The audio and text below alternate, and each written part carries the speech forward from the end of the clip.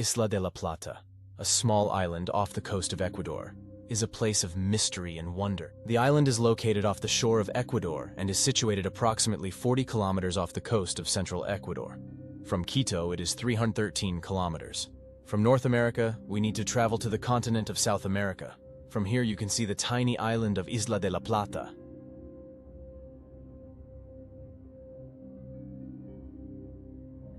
It is home to a rich diversity of wildlife, including colorful seabirds and playful sea lions.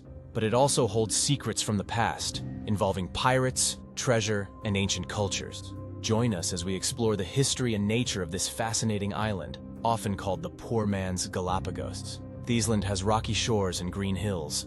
However, in the dry season, the terrain can be brown and dried out. The island can be reached by boat from the city of Puerto López, which is 40 kilometers away. The journey takes about an hour and a half and offers stunning views of the Pacific Ocean. The island is part of Parque Nacional Machalila, a protected area that covers 55,000 hectares of land and sea. The island has several hiking trails that allow visitors to explore its natural beauty and wildlife. The most popular trail is the Drake Route, which is named after the English pirate Francis Drake, who allegedly visited the island in the late 16th century. A guide will be explaining the history of Drake to all tourists while on the island. Francis Drake was one of the most famous and feared pirates of his time. He was also a naval hero for England, as he fought against the Spanish Armada in 1588. He sailed around the world, plundering Spanish ships and colonies and collecting a fortune in gold and silver. Some say that he buried some of his treasure on this island, and that's why it's called Isla de la Plata, which means Island of Silver. However, there is no proof that Drake ever came here, and the name may have another origin. The island is covered with guano, which is the droppings of seabirds. Guano is rich in phosphorus, which makes it shiny and white, like silver. Guano was also very valuable in the past, as it was used as fertilizer for crops. So maybe the island was named after its guano, not its treasure. But don't worry, there are other stories and legends about this island, and we will see some of them along the way. The Drake Route is about 3 kilometers long and takes about 2 hours to complete. It passes through different habitats, such as dry forest, scrubland, and coastal cliffs. Along the way, visitors can see some of the island's most iconic animals, such as the blue-footed booby, the red-footed booby, and the Nazca booby. Boobies are seabirds that belong to the same family as gannets and cormorants. They have long, pointed wings and webbed feet. They feed on fish, which they catch by diving into the water from great heights. They nest on the ground or on low branches and lay 1 or 2 eggs. They are very social and form large colonies on the island. They are also very curious and often approach humans without fear. The most famous booby is the blue-footed booby, which has bright blue feet that contrast with its brown and white plumage. The blue feet are used to attract mates, as the males perform a courtship dance, lifting their feet and spreading their wings. The females choose the males with the brightest feet, as they indicate good health and genes.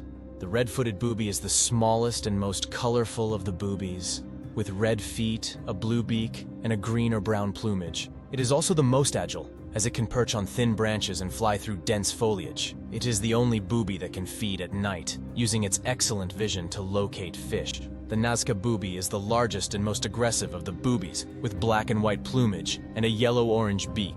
It is also the most ruthless, as it practices siblicide, which means that it kills its sibling in the nest. The parents lay 2 eggs, but only 1 chick survives, as the stronger one pushes the weaker one out of the nest or pecks it to death.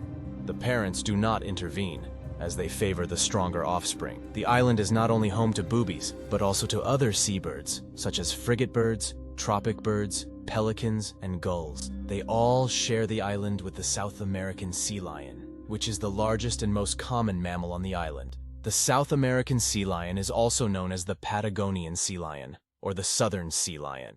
It can grow up to 2.5 meters long and weigh up to 300 kilograms. It has a brown or gray fur and a long, whiskered snout. The males have a thick mane around their neck, which makes them look like lions.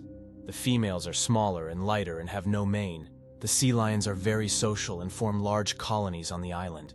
They mate once a year, and the females give birth to a single pup after a gestation period of 11 months. The sea lions are also very playful and enjoy swimming and diving in the water. They feed on fish, squid, and crustaceans, which they catch with their sharp teeth and powerful jaws. The sea lions have few natural predators on the island, but they face threats from humans, such as fishing nets, pollution, and hunting. The island is part of a marine reserve, which aims to protect the sea lions and their habitat from these dangers. The reserve also allows visitors to enjoy the island's wildlife if they follow some rules, such as keeping a safe distance, not feeding or touching the animals, and not littering. The island is not only a haven for wildlife, but also a source of mystery and legend. One of the most intriguing sights on the island is the Inca platform, which is located on a hilltop and offers a panoramic view of the island and the ocean. The Inca platform is a stone structure that measures about 12 meters by 8 meters and has a rectangular shape. It is composed of large blocks of basalt, which are fitted together without mortar. On one of the corners there is a carved stone head, which has a human-like face, with eyes, nose, mouth, and ears. The origin and purpose of the platform and the head are unknown, but there are several theories and stories about them. One of them is that they are part of a shrine from Inca times where the Inca Emperor Atahualpa hid some of his gold and jewels before he was captured and executed by the Spanish conquistadors in 1533. Atahualpa was the last ruler of the Inca Empire, which stretched from Colombia to Chile, and was one of the most intriguing sites on the island. But it is not the only one. There are other stone structures and carvings that can be found on the island, which suggests that it was inhabited by different cultures and civilizations over time. The stone pyramid is about 4 meters high and has a square base. It is located on the south side of the island and faces the ocean. The purpose and origin of the pyramid are unknown, but some believe that it was built by the Mantino civilization, a pre-Columbian culture that inhabited the coast of Ecuador from 800 to 1532 CE. The Mantanos were skilled navigators and traders who established contact with other cultures in South America and Polynesia. They used large rafts made of balsa wood, which could carry up to 30 people and several tons of cargo. They traded goods such as shells, textiles, pottery, and metalwork. They also built stone platforms and pyramids on the island, which they used for ceremonies and rituals. Some of these structures can still be seen today. The stone circle is about 10 meters in diameter and has a gap on the east side. It is composed of large slabs of basalt, which are arranged in a circular pattern.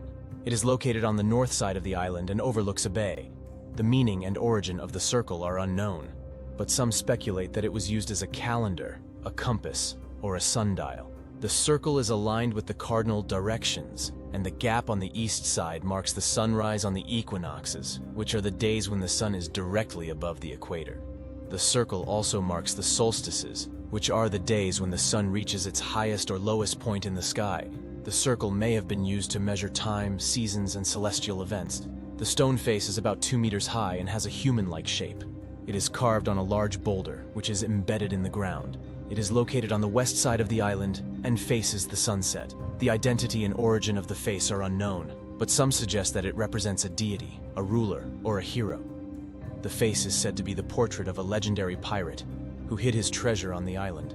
His name was Henry Morgan, and he was one of the most famous and feared pirates of his time. Henry Morgan raided the Spanish colonies and ships in the Caribbean and the Pacific in the 17th century.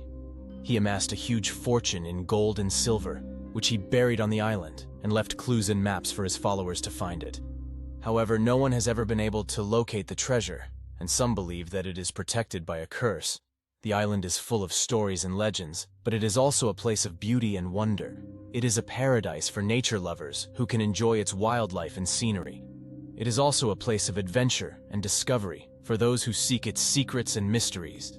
It is a place that invites us to explore, to learn, and to marvel. Isla de la Plata, a small island off the coast of Ecuador, is a place of mystery and wonder.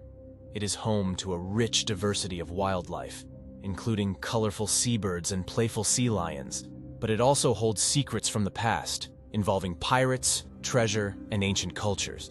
It is a place that offers us a glimpse of the history and nature of this fascinating region, and a place that challenges us to question and appreciate the world around us.